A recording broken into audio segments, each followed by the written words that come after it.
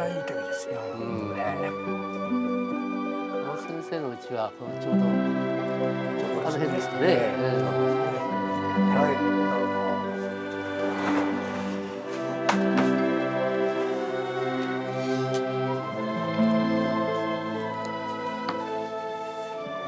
川松さんはこの間うちから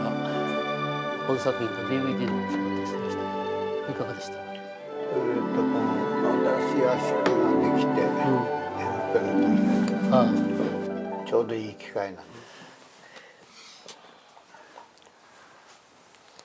それは楽しみですね。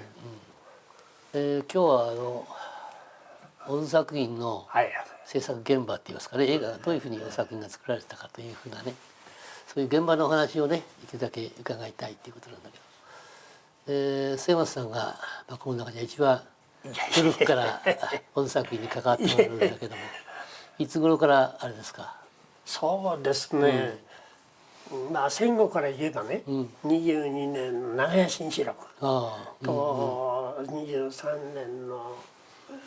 面取りですか、風の中の面取り、それから晩春ですね。やっぱりね、晩春が一番いろんな話の種っていうか、中の思い出っていうのが一番ありますね。これ川松さんもよく知ってると思うんですけど、その前に言っちゃうと、その前はいろいろあるんですよね。その前にちょっと生まれてはみたけれどですね、それこそ小学校1年生ですからね。でもやっぱり生まれてはみて記憶はね、それが一番思ってますね。他のあれは全然頭の中ないですね。大体今の蒲田ですね、蒲田駅のJR の車庫蒲田の車庫ありますね。周りで撮った、もう何にもなくて腹っ腹ですからね。川松さんは？僕はですね、戦後の長屋新四録から、33年のカラーの第1回作品の「彼岸花」までやったんですけどね。だからやっぱり末松さん言った通り、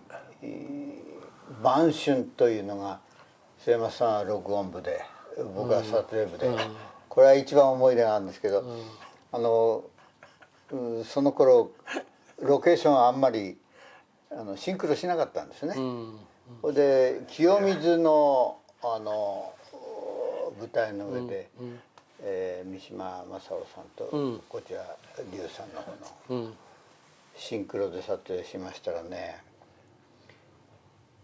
録音部が全員中毒を起こしたんですよ。助手の仕事を誰もやれないんですよ。それで僕が文を振り回したりね、それで翌日にはも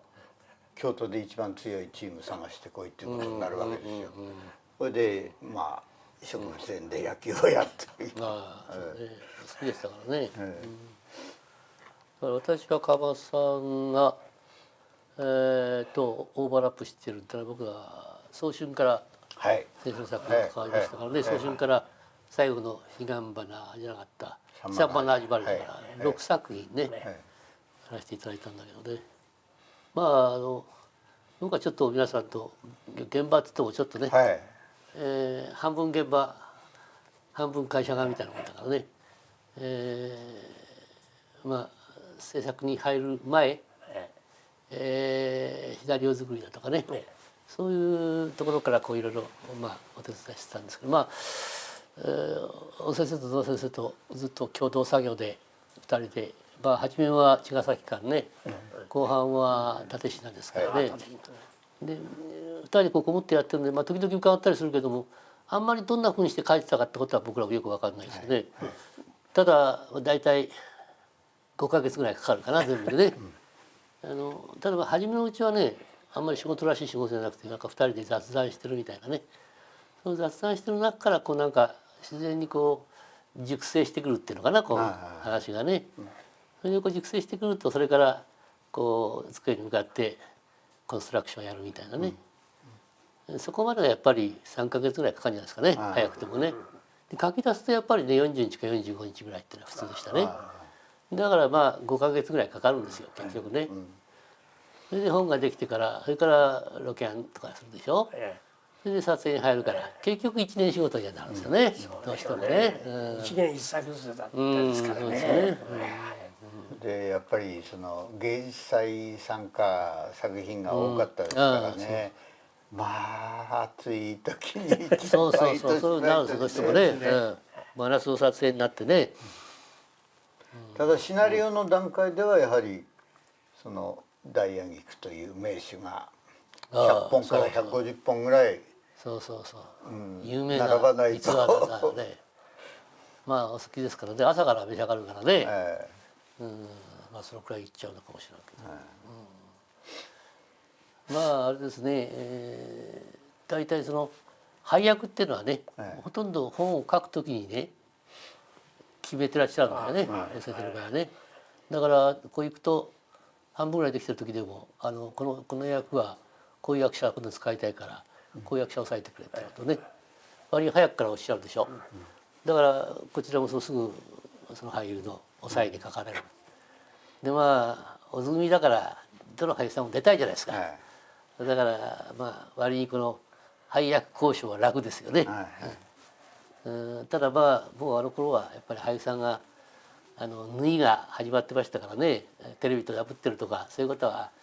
その割合にスターが多かったからたくさんあって、そういうやりくりは苦労しましたけどね。でもまあ配役キャスティングするのは、割にねどの人もすんなり出てくれたような記憶がありますよね。まあキャメラのテクニックでそのレンズは常に50ミリレンズで、これは今のテレビサイズスタンダードサイズって言われるこの50ミリレンズが一番人間の視覚に近いんじゃないかと言われてて、まあ我々学校時代そういう教わり方したんですけど、それを常に先生は使ってたんですけど、でローポジって言いますけど、もう低ければ低いほど小津組の場合良かったんですけど、ただ加藤大さんみたいにステージに穴を掘るようなことはなかったですよね。加藤大さんなんてのはもう第6ステージ法が使わなくて、それは下が土だったですからね。でまあそのローポジもその自分じゃ俺は一番お客に親切なんだというような言い方、まあ当時やっぱり1階席のお客さんは自然とこう、一番多くてちょっと見上げるって見るようなあれですね。ですから俺はお客を見下げてはいないよっていうようなことを言ってみたり、だけどやっぱり僕は日本間の芝居の影響でやっぱりローポジが一番安定したものだと、そういうとこからローポジっていうものをおじさんが作ったんじゃないかと思いますけどね。まあちょっと話が逆戻りしちゃうけどロケハンっていうのはなかなかねやりましたね。ロケハンはね実に丁寧にね、そうですね、実写のワンカットに至るまで絶対に自分の目で見たもの以外はやらないですからね。だから随分ロケハンはついて歩いたこともあるけども、歩かされましたね相当ね。僕が一番歩いたのはやっぱり東京物語の土手で東山さんのね子供が孫があれするとこ、いわゆる撮影をする物干し台ですね、それを探すのに、小岩から北千住まで歩きましたかね。そうですか。それでその頃は今みたいな小さなアングルファインダーがなくて、ミッチェルについてるファインダーを持って、それはもうキャメラを持ってないんで僕に持たせてるわけですね。それとあとライカのフィルムの詰め替えです。今みたいにフィルム自由に売ってませんでしたからね。で映画用のフィルムをこうやるとちょうど6フィートになりますんで、ね、それをこう詰め替えるわけですが、それで監督がこうキャメラ撮ってこう映すんでしょ、ね自分で、ポジションで、ねライカを持ってましたから、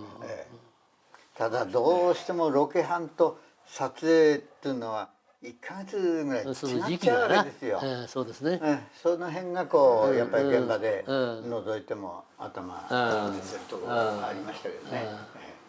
やっぱり光線が違っちゃうとか、そうですね。風景がやっぱり違ってくるんですかね。それでお昼を食べないでしょ。そうそうそう。ロケハンで。これが辛いんスタッフですよ。としては辛いよね。夕方のビールがまずくなるって。そういえば録音の時には助手ですからね、マイク振りましたんですけどね、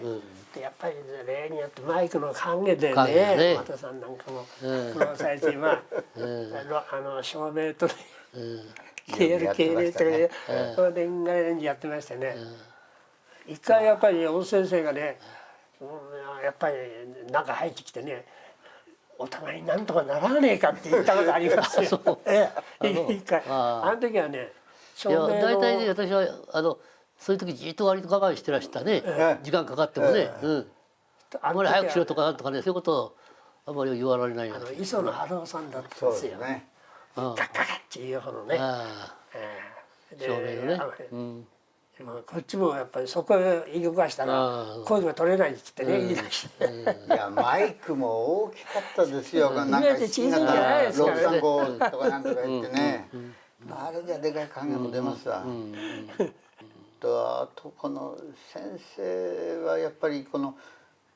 エキストラの名前まで全部助監督に聞いて覚えてて、誰々さんこういうふうに歩きなさいと。だから実にこの我々にはこの親しみを持って神戸って呼んでみたり、またって呼んでみたり、山本さんも山ちゃんだとかしーちゃんだとか言って呼んでたりして、で助監督は全部あれいわゆる俳なんていうの、俳名っていうのかな、俳句をやってたんで、山本清張とか牛尾家とかそういう呼び名をでやってましたね。割に人を呼びつけにはしない人ですね。だから実際にね、昔島津康次郎監督いましたよね。あの人はもうバッバッバッバッっていう方の人だったんですけど、あまり人を怒ったりなんかっていうのはあまり見たことはなかったですけどね、僕は。絶対人前では怒らないです。うまいこと言って怒るんですよ。東京物語のね、帰りにその大阪城を撮ってたんですね。だったら「おいこの道で撮ってきたフィルムどうしてる？」ってちゃんと撮影部の部屋に保管してあります。そしたら怒られましてね。その帳場へなぜ預けてこないと。万が一の場合ね、えらいことになると尾道でこれだけやってきたスタッフと血と汗みんな流れてるんだと。フィルムはフィルムの缶に入ってても缶詰じゃないぞと。はいっていう方がね、あいつも。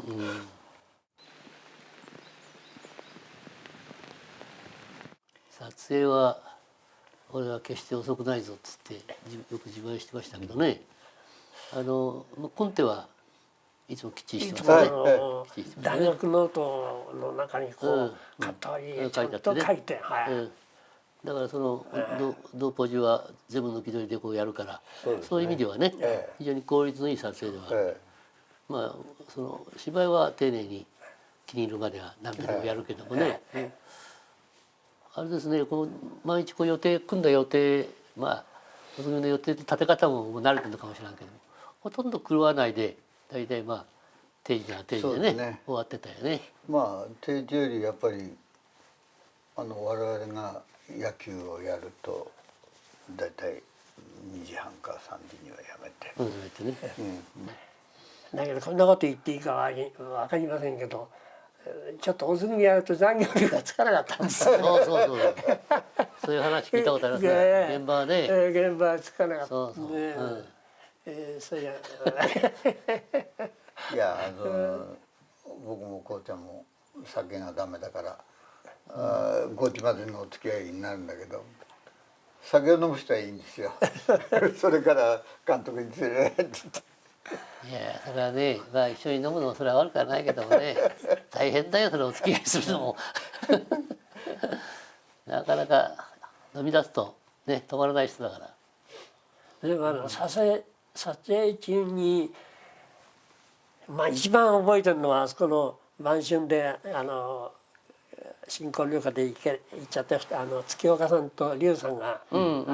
んでありますね、あれこれ飲むのがね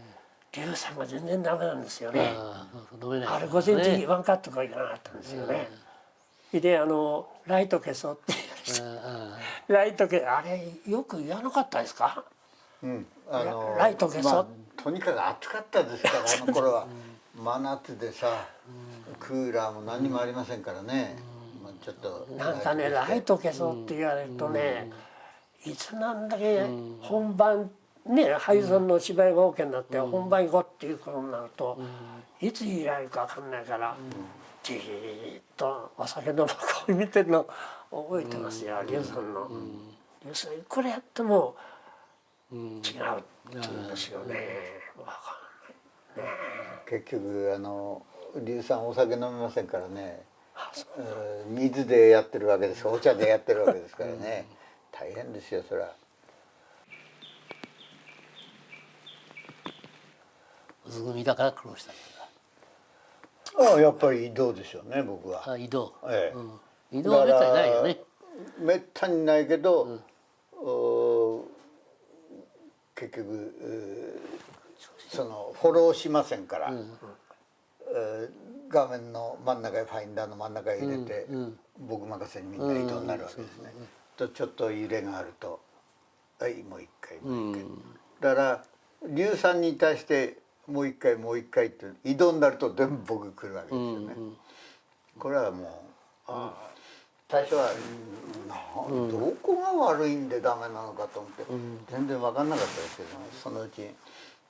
これは大戸親父俺と勝負してるなと思うようにことになって、もう早春のピクニックの移動なんていうのはね、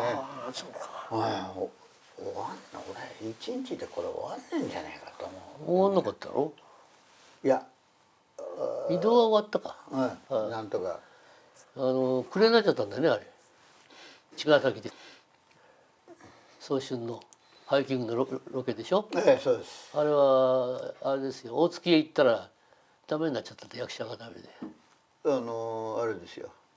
最初そうです、相模湖の方だったんですよ。大月行っそしたら岸恵子が盲腸を盲腸になってね、スタッフも現場行っちゃったんだよ。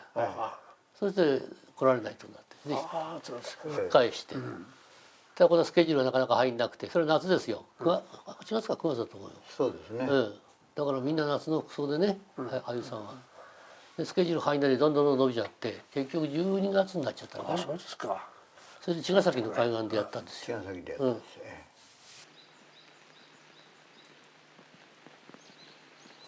まあ僕は麦秋っていうのでチーフの助手になって、でその前はそうか、春さんか。井上さんやってたんですよね。でまあ一言お説教をいただいて、シナリオは単なる活字だよと、それに情緒をつけるのがキャメラマンだと、そういうことをよく覚えて勉強しろという。監督と梓さんっていうのは本当にもう随分長い間ね、コンビでやって、梓さんは何て言ってましたかね。まあとにかく先生に怒られてるのはもうよく意味がわかる。梓さんは9割方は分かりません。なんで俺が怒られてるのか。あなたが。ほいで一回小津親父が「何もこんなに川又を怒る必要ねえじゃねえか」しかし梓さんっていう人は小津先生に対するなんか信頼感とかじゃない、もうねなんか信じきってるっていうかもうどういうんだろうやっぱカメラマンと監督ってのはああいうもんかね。特別じゃない羨ましいかね。ぐらいのとこありますよ。そう思いますね、周りから見るとね。特に浅田の場合は一本木ですから、もうこれと思ったらもう、ああいう一途な気持ちみたいなものが先生はやっぱり非常にこう買ったんだろうな。まあまるっきり違うなもう、したい方は同じだろうけど劉さんはまた実に穏やかなね、人だし、両極端を言ってましたよね。まあ劉さんっていうその俳優さんもやっぱり大津町の映画っていうものを支えてる非常に大きな存在だと思いますよね。あの人がこうなんかドラマの中にいることが非常に大津町っていうものをね、安定感を出してるっていうかな、そういう感じがしますよね。なんていうのかな、ああしろこうしろ劉さんにうるさく言うようなあれじゃないんですよね。何度も何度もテストをやるんだけど、そのたんびに納得しながら「劉さんそこのとこ老けてないね」そのような調子だったですね。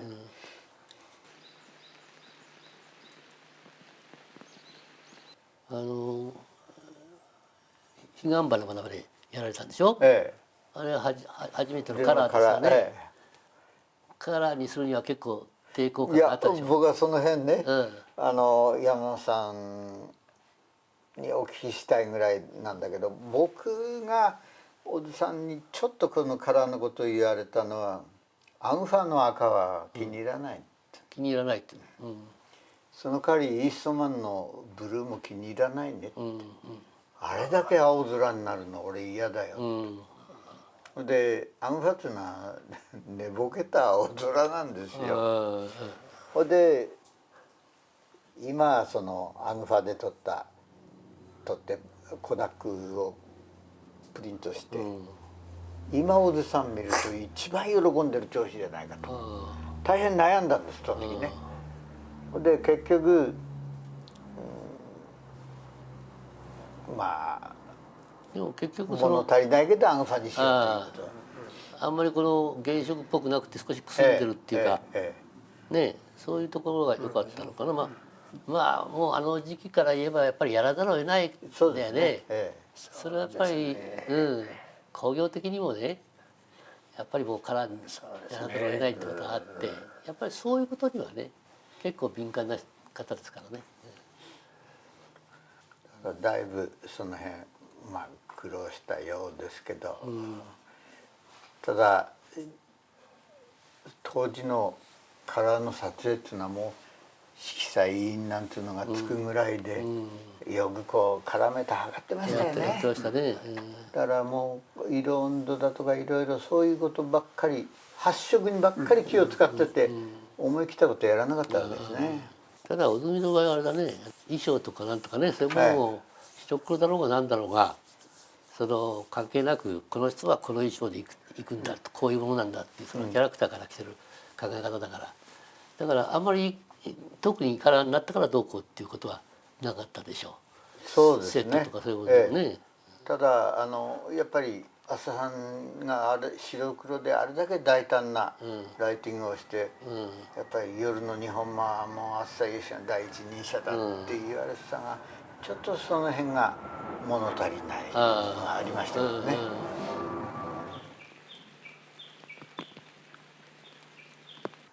しかしラッシュはよくご覧になるね。本当にね、それで浦岡刑事がたった一コマの違いをやれたなんつってね、よく言ってましたからね。まあ浜村さんがやっておられたからほとんど任せたんだろうけど、でも編集室に実際監督が入って一緒にやられたこともあるんじゃないですか。そうですね。そうですね。あまり僕はあまり見なかったですけどね。あれなんですよ。編集部はその監督が入っちゃいかんっていう独特のあれを決めたわけですよ。お城だから。杉原さんあたりが。あ、そうですか。それはね知らないですそれよね。でそれでも大津さんは何も言われなかったのね。それはうるさい S 監督とかそういうのはその編集技師にいろいろ言って一つも進まないっていうわけですよ。ああ、なるほど。後半はねあんまりなかったけどね、初めの頃はねラッシュ終わってからね一緒に羽村さんと行ってこう見てね、い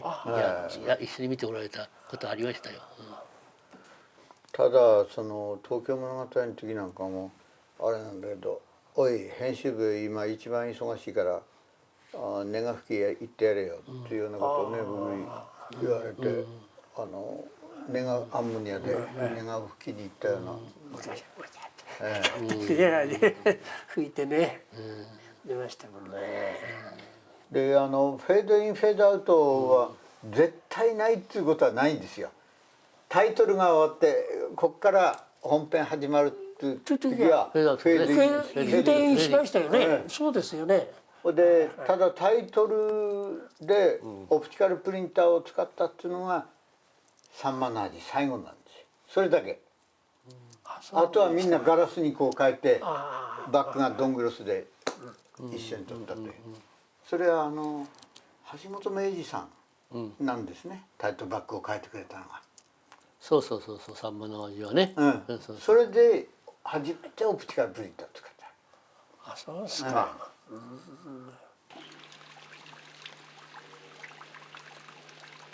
僕がタッチしてる時にただ一つその情景をパンしたのがあるんですよ。これは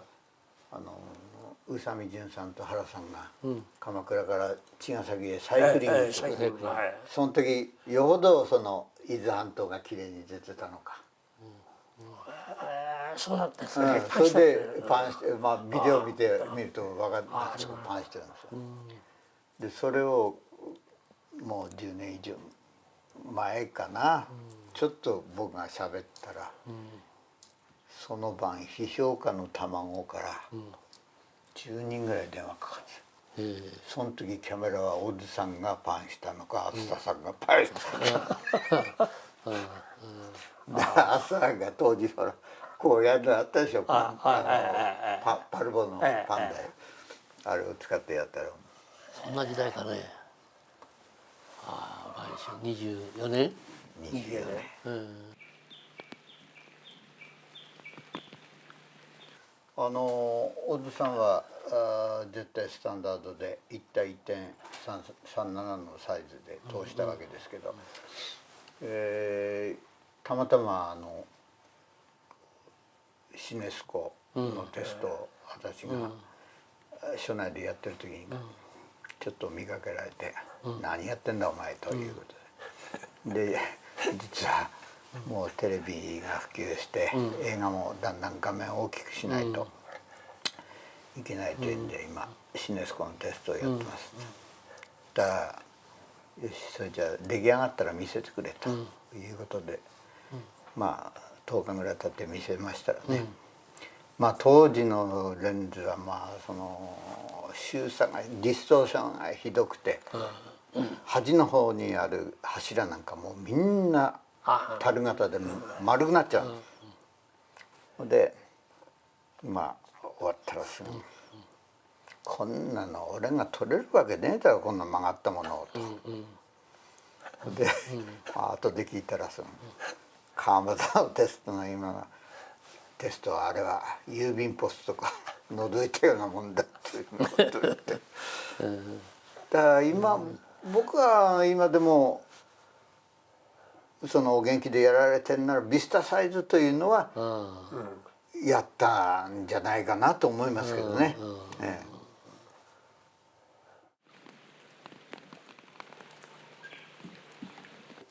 仕上げの方に行きますか。仕上げの話。一応録音は全部仕上げ編集渡して、で編集で全部総編集してオールラッシュやって、でまず音楽入るとこの午前ラッシュですよね。午前演奏ね。午前演奏ですね。午前と一応全員の録音を読んで、で監督も来て、で音楽入りとか全部こう見てって、でもう少しあそこを大きくとか小さく。はあって僕が感心しながら見てまして、それでね瀬尾さんが録音技師ですからね、でひょっと見たら瀬尾さんいないんですよ。それで堀さんね入ってね堀さんがねなんかこうやってんですよ。だから瀬尾さんどこ行ってんのかなと思ったらね、あの方ねバイオリン弾くんですよね。で向こうの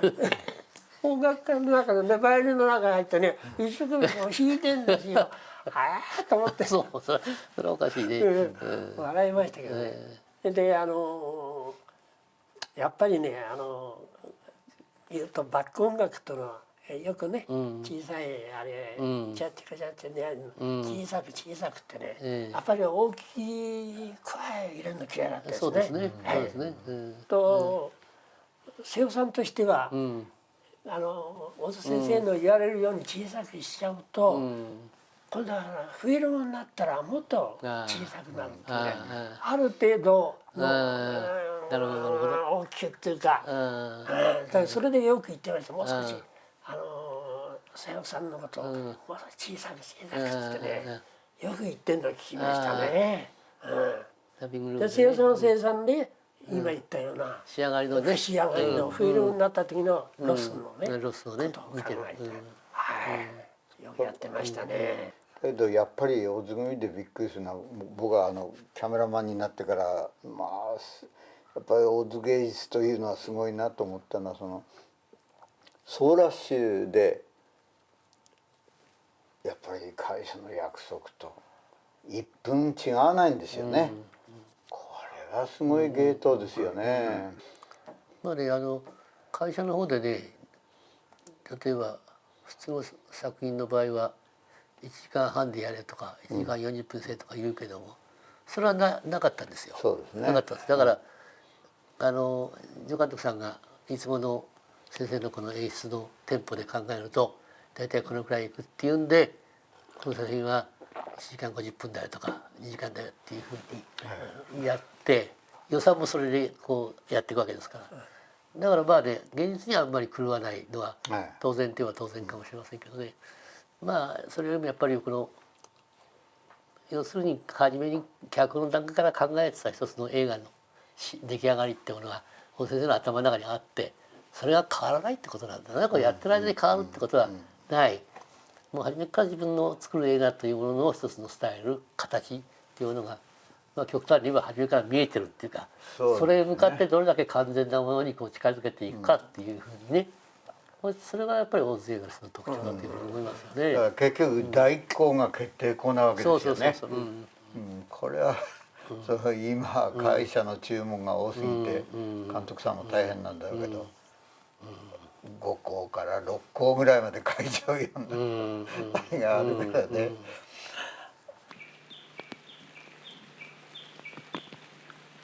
だから脚本ができると必ず会社に出しますでしょ。で木戸さんが社長で、普通は社長のとこなんかはすぐに本を持ってくるんじゃないんだけども、やっぱり大先生はね木戸さんのとこにはすぐに本を届けろっておっしゃってましたよ。でやっぱりねしょっちゅういろんなこと言ってましたよ。あいつはケチだの何なのってね言ってたけども、やはりね蒲田以来からのつまり映画作りのね仲間ではあるんですよね。だからねやっぱり気にしないようで気にしてる、そうした中で映画を作っていくんだっていう、ね、そういうところは私はね非常に体制的だって思うところもあるんですよ。そう戦前の映画はかなりねこんなんとか先鋭的な映画もあったしね、それから社会現象を捉えたものがあったし、それであんまり客の入りが良くなかったみたいですね、戦前の映画がね。で木戸さんもなんていうのか、オズの映画は客が入んないから困ると、あいつは好き勝手に自分の思うように作ってるなんて言っておられたことがあったようだけども、やっぱりね戦後映画界がああいうような状態になってきて、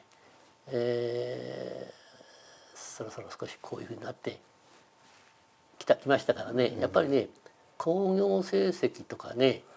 当てなきゃいけないっていうことはね非常に意識しておられまして、その作品の中身を曲げるってことじゃなくてね、それをどういうふうにこうやっぱりキャストをあれするとかいろんなことでこう作品のこのバリューを上げてね、それでお客さんが来るようにってことはね大変意識して作っておられたと私は思いますよ。だから同時にそのねやっぱり客が入ったか入らないかってことはね、非常に気にしておられた。だから初日が空いて、当時非常に東京のあたり以降はね大崎が評価高くなったしね、お客様よく入りましたし、特に彼岸花は、からの第一作でね、もうすぐ入ったんですね。非常にキャストもこう豪華にしてね、山本氏子に有馬稲子にね久米よし子ですか、やっぱりそのお客さんが入るようにということはねとても意識しておられた。まあそれでいてやっぱりこの自分の作りたい映画を外してまでってことじゃなくてね、適材適所でしかもなおかつバリューもあってお客さんが喜ぶようにということはとても考えておられると思いますね。そういうところはやっぱりあれだな、非常にこうなんか、偏屈な人じゃなくて非常に、ね、まろやかな、その考え方、非常にそういうものを持っておられた方だと思いますね。なんていうかやっぱり非常に出演者にこだわったっていうことはもちろん自分のイメージが一番先にあるんですけどね、腹すくじゃなきゃ困る、だから爆臭は腹すくじゃなきゃ絶対嫌だって言って、それであれでしょ、会社がね原節子が売春で出てるから、今度は他の人でやってほしいということを言ったらしいんですね。僕はその時はあまり知らないですからね。で自分の会社の役者を使ってくれって言ったらしいんだけど、それも即座に原節子使えないんだったらこの役人はやめるとおっしゃったそうですよ。それで原節子にすぐに、出てもらえるかって打診をしたようですけどね、原さんがまあ喜んでやらせてもらえると言ったんで、でも会社は結局それに決まったんですけどね、やっぱりそういうふうに頑張るところはもう絶対的に頑張るけども、キャストについては非常にまあ自分のイメージを大切にはしましたけどもね。それとまあただ宣伝とかそういうことで自分を監督の名前を使って宣伝するってのはあんまり好きじゃなかったみたいでね、これも私は直接じゃないけど後で聞いた話ですけど「風の中の面取り」っていう映画ではね、ポスターにね監督の白いピケ帽の絵を載せたんですよ、描いたような。そしたらね金事が起こってね「俺は売り物じゃない」っつってね、それでこのポスター全部回収せえと言うんでね全部回収させたことがありましたよ。だからそんなふうに自分がこう宣伝に使われたりすることはねとても嫌がられたけども、そうじゃなくていろんな取材とかそういうことはねきっちりとお話しすれば大変協力をしてくれましたしね。それとやっぱり国内の評価よりもやっぱオッズカタールで僕フランス行った時にあれしたの、これはびっくりしたのはやっぱり映画館の中でポップコーンを売ってるお姉さんが、学生アルバイトかなんか分かりませんけど「あなたはそのオッズについたのか」と。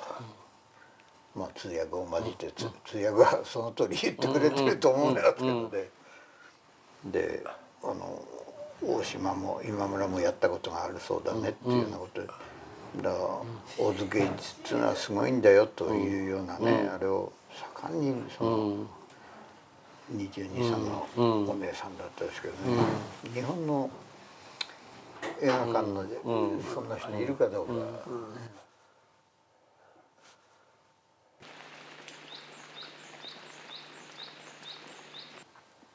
ただですね、私は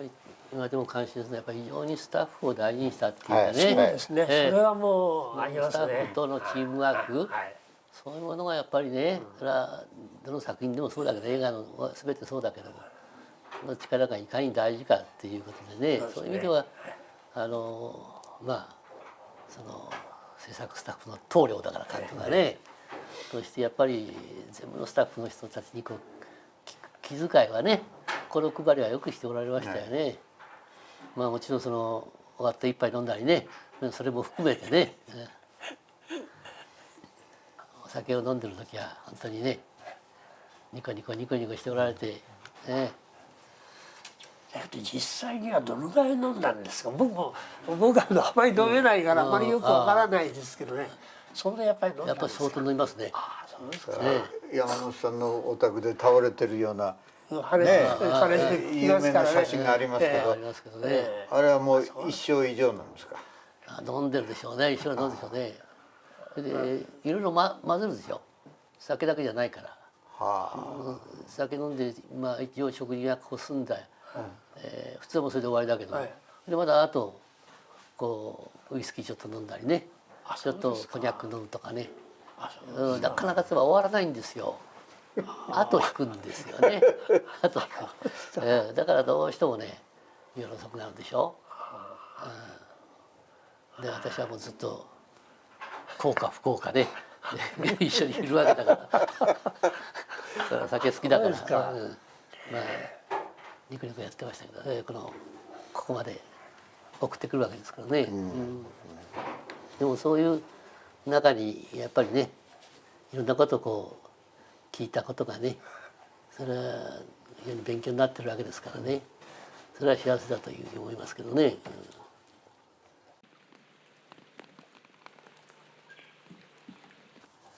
だいぶ皆さんと一緒に小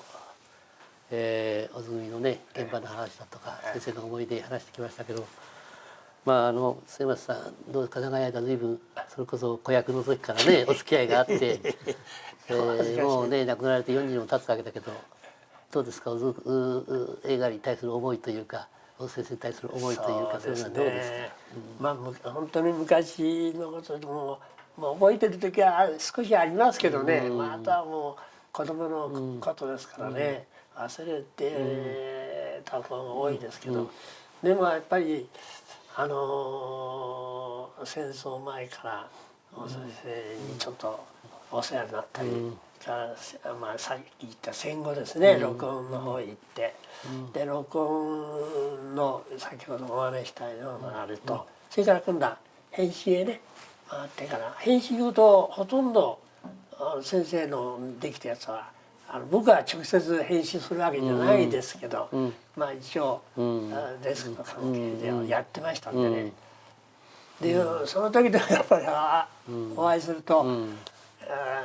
さっき言ったように「神戸」なんて言われましてね、